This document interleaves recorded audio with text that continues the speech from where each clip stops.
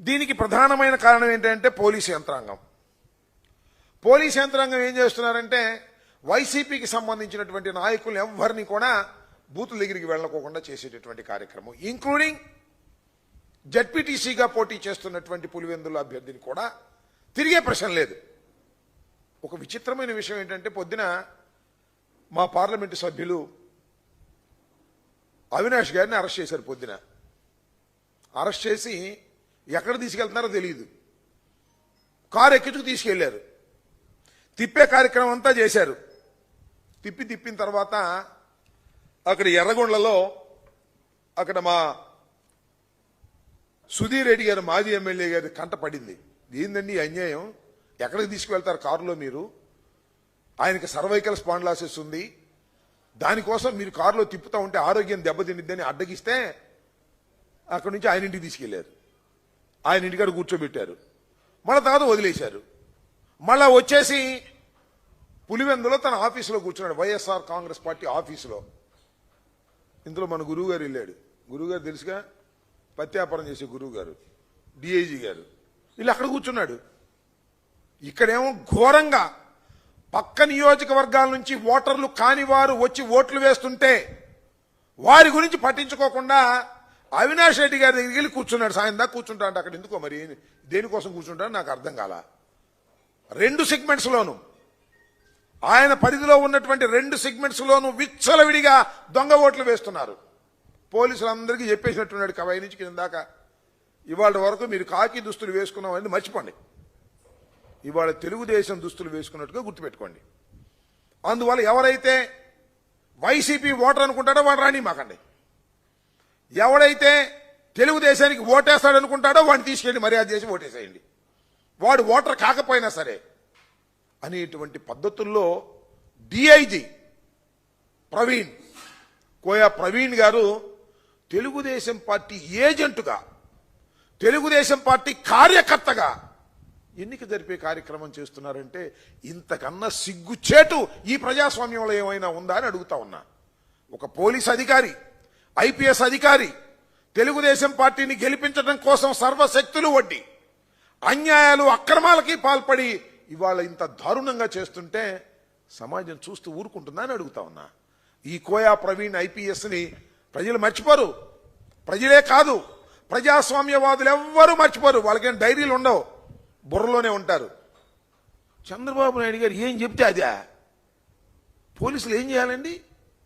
ఎవరైనా దొంగ ఓట్లు వేస్తుంటే వారిని అటకాయించే కార్యక్రమం చేయాలి.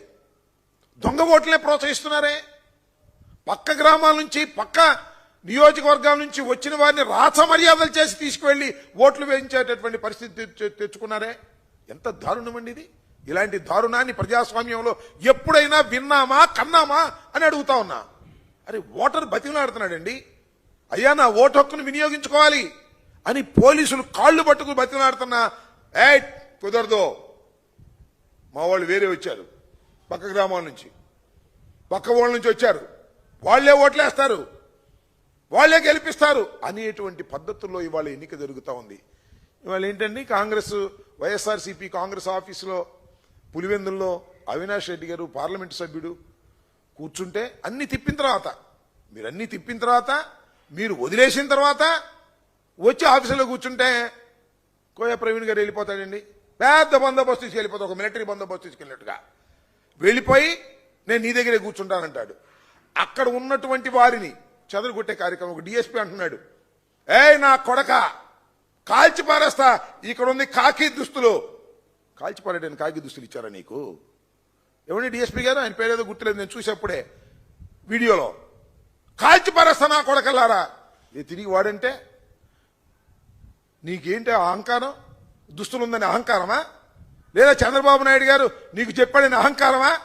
లేకపోతే నీ డిఐజీ ప్రవీణ్ గారు చెప్పారని అహంకారమా? కాల్చి పారేస్తానంటాడు. ఏంటి నాకు అర్థం కాలేదు. ఎప్పుడు కాల్చాలి, ఎప్పుడు ఫైర్ చేయాలి?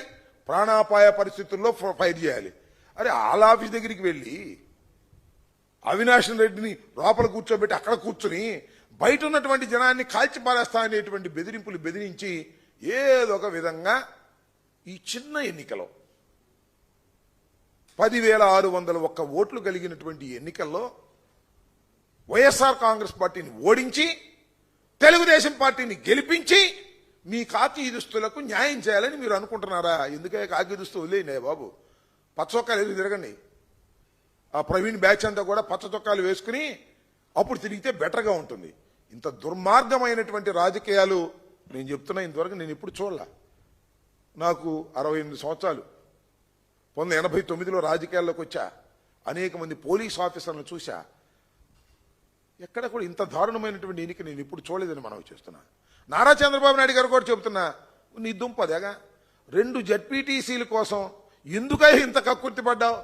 మొత్తం చరిత్ర అంతా నాశనం చేశావే. ఒక 100 సంవత్సరాల వెనక్కి ప్రజాస్వామ్యాన్ని తీసుకువెళ్ళిపోయావే. నువ్వు సృష్టించినటువంటి ఈ సాంప్రదాయం చంద్రబాబు గారు నిన్ను వెంటాడదా? లేకపోతే మీ అబ్బాయిని వెంటాడదా? పోలీసుని ఈ రకంగా ఉపయోగించి బెదిరించి దొంగ ఓట్లు స్పష్టంగా వేసుకొని ఒక 10,601 ఓట్లు ఉన్నటువంటి పులివెందుల్లోనో లేకపోతే ఒంటిమిట్టలోనో గెలవాలనే నీ ప్రయత్నం ఏం ఉపయోగపడుతుంది చరిత్రలోనే అడుగుతా ఉన్నా. ఒకటైతే ఉపయోగపడుతుంది, రాష్ట్ర వ్యాపితంగా చూస్తున్నటువంటి వైఎస్ఆర్ కాంగ్రెస్ పార్టీ నాయకులు కానీ, వైఎస్ఆర్ కాంగ్రెస్ పార్టీ క్యాడర్ కానీ, వైఎస్ఆర్ కాంగ్రెస్ పార్టీ కార్యకర్తలు కానీ గుండెలు రగులుతా ఉన్నాయని మనవి చేస్తున్నా. ఇంత దుర్మార్గమైనటువంటి ఎన్నిక చేసి ఏమి సాధిస్తామని మనవి చేస్తున్నా. ఈ 2 గెలవకపోతే నీ ప్రభుత్వం పడిపోద్దా? పులివెందులు ఎప్పుడన్నా గెలిచావా? గెలవలా. అయితే ఏంటి, ఇవాళ గెలవాలి. పోలీసుల చేత ఓట్లెంచుకు గెలవాలి. పక్క గ్రామాల నుంచి తీసుకొచ్చిన వాళ్ళ చేత ఓట్లెంచుకు గెలవాలి. గెలిచేం పక్కలు తీస్తావా అని అడుగుతా ఉన్నా నేను. నువ్వు ఒక చరిత్రహీనుడిగా మిగిలిపోతావు. మా హృదయాలలో వైఎస్ఆర్ కాంగ్రెస్ పార్టీ కార్యకర్తల్లో, వైఎస్ఆర్ కాంగ్రెస్ పార్టీ నాయకుల్లో మంట పెట్టావు, రగులుతా ఉంది మా హృదయాలని మనవి చేస్తున్నా. అంతేకాదు సామాన్యుల్లో కూడా, నీకు ఓటేసిన వాళ్ళకు కూడా, న్యాయంగా ధర్మంగా ఆలోచించే వాళ్ళకు కూడా ఎందుకు ఇంత కక్కుర్తి పడ్డాడు చంద్రబాబు నాయుడు? ఇంత దుర్మార్గానికి ఎందుకు పాల్పడుతున్నాడు? ఈ చిన్న విషయానికి ఇంత దారుణంగా పోలీసు యంత్రాంగాన్ని, ఎన్నికల కమిషన్ని భ్రష్టు పట్టించే విధంగా ఎందుకు చేస్తున్నాడు అనేటువంటి భావన కలగదా? వారు అరేరా అన్నారా?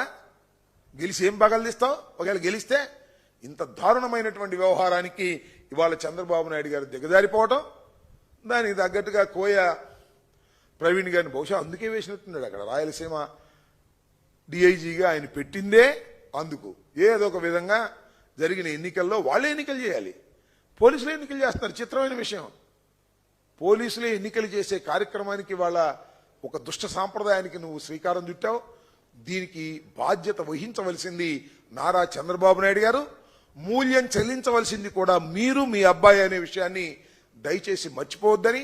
ఇవాళ కోయా ప్రవీణ్ ఎందుకు వెళ్తున్నాడో నాకు అర్థం కాల. చంద్రబాబు మన అవినాష్ గారి ఇంటికి ఒకసారి పంపించారు, అవినాష్ గారిని వెంటబడతా ఉన్నారు. నాకు అర్థం కాల. అంటే దాని ఉద్దేశం ఏంటి? సాయంత్రం 5 గంటల దాకా వాళ్ళు విచ్చలవిడిగా వాళ్ళు ఇష్టం వచ్చినట్టుగా ఓట్లు వేసుకోవడానికి అవినాష్ గారు ఇంటికాడుండి అడ్డం పడతాడేమోననేటువంటి ఉద్దేశమా, లేక ఇంటికాడుండి మీడియాతో మాట్లాడతాడని ఉద్దేశమా? ఎందుకోసం మీరు 5 గంటల దాకా ఆయన నిర్బంధించేటటువంటి కార్యక్రమం చేస్తున్నారు? 2 సార్లు వదిలేసిన తర్వాత అని ఈ సందర్భంగా నేను మనవి చేస్తున్నా. అంతేకాదు, అరే ఎంతమంది అండి, 20 కార్లు 30 కార్లు పెట్టుకుని జమ్మనముడికి ఎమ్మెల్యే గారు తిరుగుతూ ఉంటే దాన్ని పట్టించుకోరు. అక్కడేమో రాంప్రసాద్ రెడ్డి అక్కడికి వచ్చి ఆ బూతులో దూరతంటే దాన్ని పట్టించుకోరు. అవినాష్ రెడ్డి మాత్రం వెళ్ళకూడదు, వాళ్ళు మాత్రం ఇష్టంగా తిరగాలి. ఇది పోలీస్ ప్లాన్. పోలీస్ ప్లాన్ అనడం కంటే కోయా ప్రవీణ్ గారి ప్లాన్ ఇది. ఈ ప్రకారంగా చేసి సక్సెస్ఫుల్ గా చంద్రబాబు నాయుడు గారి దగ్గర శభాష్ అనిపించుకోవాలనేటువంటి ప్రయత్నం చేస్తున్నాడు తప్ప, ఒక ఐపీఎస్ ఆఫీసర్గా, ఒక కాకి దుస్తులు ధరించినటువంటి వ్యక్తిగా ఉద్యోగ ధర్మాన్ని నిర్వర్తించడంలో పూర్తిగా విఫలమై తెలుగుదేశం జెండాని మోస్తున్నటువంటి ఈ పోలీస్ ఆఫీసర్ను చూస్తుంటే నిజంగా సిగ్గేస్తుంది. నిజంగా సిన్సియర్గా ఉండేటటువంటి ఐపీఎస్ ఆఫీసర్లకి సిగ్గు కూడా వేస్తుందని ఈ సందర్భంగా చెప్పదలుచుకున్నాను. ఇది చాలా దారుణమైన, అన్యాయమైన, చరిత్రలో ఎప్పుడు కని విని ఎరుగునటువంటి ఒక దారుణమైనటువంటి ఎన్నికకు ఇవాళ నారా చంద్రబాబు నాయుడు గారు, లోకేష్ గారు పులివెందుల్లోనూ ఒంటిమెట్టలోనూ ఈ నిర్ణయం తీసుకోవడం చాలా దురదృష్టకరం. నిజం చెప్పాలంటే అసలు ఈ 2 ప్రకటించినప్పుడు వీళ్ళు ఈ కుట్రలో భాగంగా ప్రకటించారనేది చాలా స్పష్టంగా అర్థమవుతుంది. దీనికి మాత్రం తప్పనిసరిగా తెలుగుదేశం ప్రభుత్వం, చంద్రబాబు నాయుడు గారు తప్పనిసరిగా దీనికి రాబోయే కాలంలో మూల్యం చెల్లించక తప్పదు అని ఈ సందర్భంగా చెప్పదలుచుకున్నాను.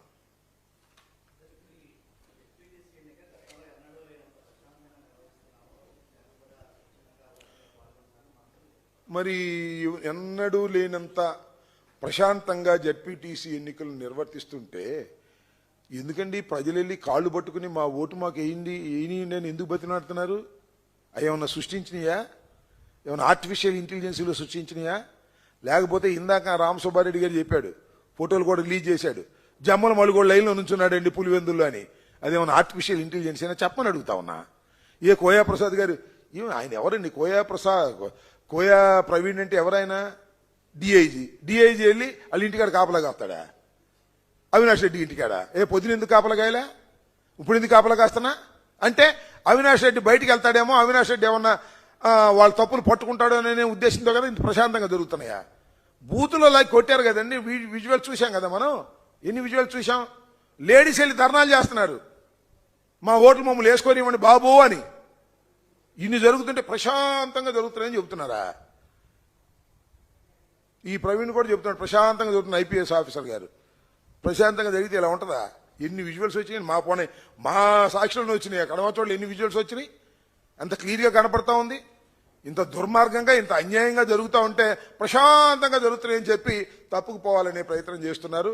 క్యూ లైన్లో నాకు చిత్రమైంది ఒకటి, ఎవరు మన జమ్మల మడుగు వైస్ ప్రెసిడెంట్ అంట, ఆయన నుంచున్నాడు క్యూలో ఓటు వేయడానికి, వేసుకున్నాడు.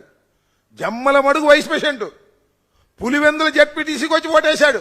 శభాష్, ప్రజాస్వామ్యం అద్భుతంగా ఉంది, అమోఘంగా ఉంది, ప్రశాంతంగా జరుగుతుంది ఎన్నిక, దానిలో అనుమానం లేదు. అంతేకాదు జమ్మల మడుగు మార్కెట్ యార్డ్ చైర్మన్ అంట తిరుగుతున్నాడు బూత్కి.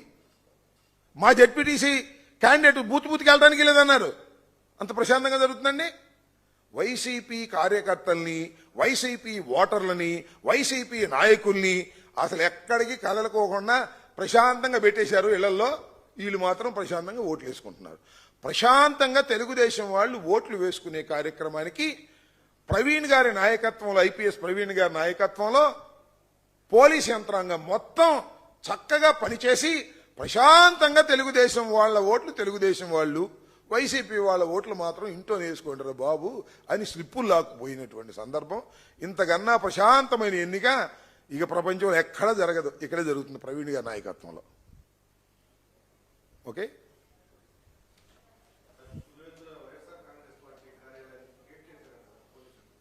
వైఎస్ఆర్ కాంగ్రెస్ పార్టీ కార్యాలయానికి అవును, అక్కడ కాపలా ప్రవీణ్ గారు అనే IPS officer, DIG Rayalaseema, YCP Pulivendula కార్యాలయంలోకి వెళ్లి అవినాష్ గారు పక్కన కూర్చున్నాడు. అవినాష్ గారు ఎక్కడికి వెళ్ళడానికి వీల్లేదని అవినాష్ గారి కోసం వచ్చినటువంటి నాయకుల్ని అందరినీ తరిమి కొట్టారు. ఆ సందర్భంలో ఒక డిఎస్పీ గారు అంట, నా కొడక కాల్చి పారేస్తా పిచ్చి పిచ్చిగా మాట్లాడావంటే, ఇక్కడ ఉంది కాకి డ్రెస్ అంటున్నాడు. కాకి డ్రెస్ వేసుకుని కాల్చి పారేయడానికా? ఏమైనా కాల్చి పారేయడానికి ఏమైనా సిగరెట్టా? కాల్చి పారేయడానికి ఇది చుట్టా? ప్రాణం సార్, డిఎస్పీ గారు ప్రాణం ఎట్ట కాలుస్తావా? నాకు అర్థం కాలేదు. నా కొడక కాల్చి పారేస్తావు అంటున్నావు నువ్వు. ఒక పౌరుణ్ణి పట్టుకొని నీ ఇష్టం వచ్చినట్టుగా మాట్లాడుతున్నావా? ఎప్పుడు కాల్చాలి, ఏ పరిస్థితుల్లో కాల్చాలి? ప్రాణాపాయ పరిస్థితుల్లో కాల్చాలి. కాల్చి పారేస్తాడంట. వైసీపీ ఆఫీస్ దగ్గరికి వెళ్ళి చెబుతున్నాడు. ప్రవీణ్ ఏమో లోపల కూర్చున్నాడు, బయట ఏమో గేట్లు తాళాలు వేశారు. ఇంతకన్నా దారుణం ఏం కావాలయ్యా నాయన? నాకు అర్థం కాలేదు. చాలా దుర్మార్గంగా చంద్రబాబు నాయుడు గారు ప్రవర్తిస్తున్నారు. మరోసారి చెబుతున్నా, ఈ దుర్మార్గానికి చంద్రబాబు నాయుడు గారు తప్పనిసరిగా మూల్యం చెల్లించక తప్పదు, ప్రతిఫలం కూడా అనుభవించక తప్పదు. ఇంక డిమాండ్ ఏముంది గుర్తేసుకుంటున్నారుగా. చూద్దాం, సాయంత్రం మళ్ళా మా నాయకులు మాట్లాడతారు, అప్పుడు వివరంగా మాట్లాడతారు. ఇంకా పోలింగ్ ఉంది కదా, చూస్తున్నారు కదా, పోలీసు, ఎలక్షన్ కమిషను, తెలుగుదేశం రౌడీలు అందరూ ఏకమై ఎన్నిక చేసుకుంటున్నారు. వన్ సైడ్ ఎన్నికలా కనిపిస్తూ ఉంది. చూద్దాం సాయంత్రం, విల్ సీ లేటర్.